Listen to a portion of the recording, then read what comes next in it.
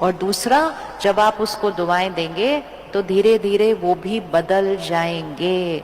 लोगों के प्रति शुभ कामनाएं और दुआएं रखकर हम लोगों के संस्कारों को बदल सकते हैं। ये 100% निश्चित है, बहुत इजी है, लेकिन हमें उसको पकड़ के करना है। तो नेगेटिव हम पर नहीं, हम नेगेटिव पर वार करके नेगेटिव को भी खत्म कर सकते हैं। तो खुश रहने का सबसे सहज साधन, सबको दुआएं दो। और दुआएं दो मतलब जिस संस्कार जिस गुण की उनको आवश्यकता है वो उनको दो। इसलिए चीजों में खुशी नहीं, चीजें सिर्फ सामान है, आराम का साधन है, खुशी का नहीं। लोग मेरे से गलत व्यवहार करते हैं, हम राय देते हैं, लेते हैं, लेकिन दुआएं देते हैं। कोई मेरे लिए नेगेटिव सोचता है, हम उसको दुआएं देते हैं। दूसरे के अंदर कोई गलत संस्कार है, हम उसको दुआएं देकर बदलते हैं। अब जीवन में अगर कोई परिस्थिति आती है, कई बार परिस्थिति लोग नहीं होता, परिस्थिति होती है। शरीर की बीमारी आ सकती है, काम में नौकरी जा सकती है, व्यापार में उथल पुथल हो सकती है। जब भी जीवन में कोई परिस्थिति आए, एक लाइन पक्की करना, रेडी करने के लिए, रेडी करने के लिए, जैसे ही जीवन में कोई परिस्थिति आए, वो भी एक शस्त्र है जो सामने से आ रहा है, उस शस्त्र के आते ही आप यहां से एक शस्त्र भेजें। ये जो सीन आया है इसमें मेरे लिए कल्याण है। बोलो बोलो, ये जो बात आई है इसमें मेरे लिए कल्याण है। जैसे ही आपने ये बोला, ये जो बात आई है इसमें मेरे लिए कल्याण है, तो हमारी स्थिति कहां चली गई? हमारे मन की स्थिति कहां चली गई? ऊपर चली गई। परिस्थिति कहां हो गई? नीचे हो गई। जब मन की स्थिति ऊपर चली जाएगी, परिस्थिति बदल जाएगी। लेकिन अगर हमने कहा ऐसे क्यों हुआ, मेरे साथ ऐसे क्यों हुआ, मेरे साथ ही ऐसा क्यों होता है, बार बार मेरे साथ ही ऐसा होता है, तो मन की स्थिति कहां चली गई? नीचे चली गई। परिस्थिति हम पर वार करेगी। किस किस को जीवन में अनुभव है कि कुछ हुआ था लेकिन थोड़े टाइम के बाद लगा जो हुआ वो अच्छा था? फोटो खींच के दिखाओ सबको, सबका हाथ ऊपर हो गया। मतलब जब वो बात आई थी तब अच्छी नहीं लगी थी, लेकिन कुछ दिन बाद, कुछ महीनों बाद, कभी कभी कुछ साल बाद हम कहते उस समय ना वो अच्छा हुआ, अगर वो नहीं होता तो आज ये नहीं होता। लेकिन ये बात हम कुछ महीने और साल बाद बोलते हैं, और उतने दिन हम क्या बोलते हैं? ये क्यों हुआ, ये क्यों हुआ, ये क्यों हुआ, ये क्यों हुआ।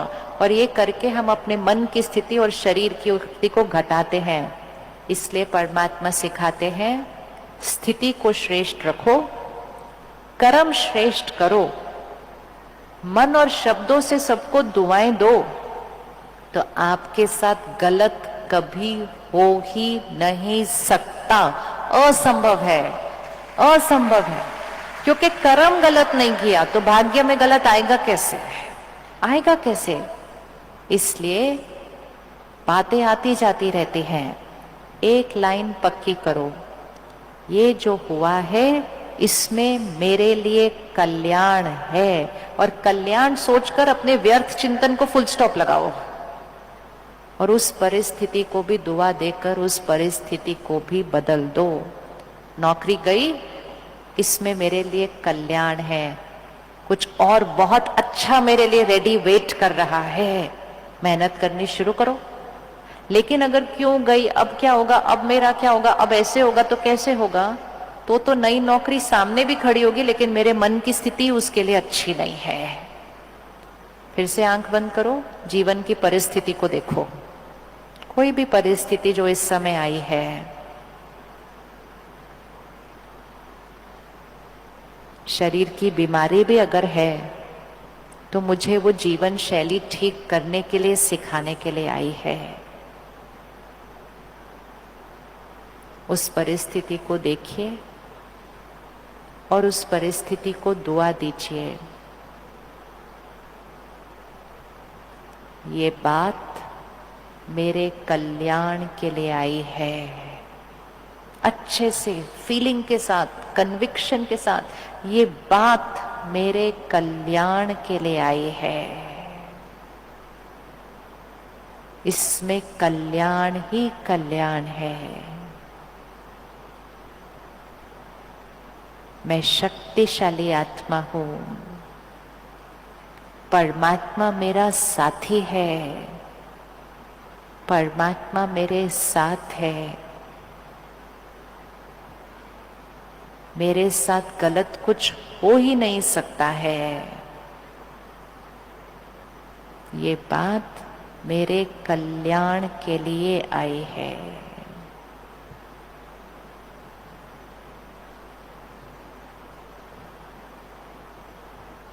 ओके, वापस आओ। जो हमने अभी किया ये फिर से वही है। एक ब्लैक सर्कल, काले रंग का सर्कल है, हमें उसके ऊपर क्या करना है? क्या करना है? 5 व्हाइट सर्कल्स ड्रॉ करने हैं। अब हमें क्या करना है? होमवर्क। एक बहुत पावरफुल लॉ है, उसको यूज करना है, और वो लॉ है संकल्प से सिद्धि होती है। बोलिए, क्या लॉ है? संकल्प से सिद्धि होती है। अर्थात कोई भी एक संकल्प कर लो और उसको बार बार दोहराओ तो वो सिद्ध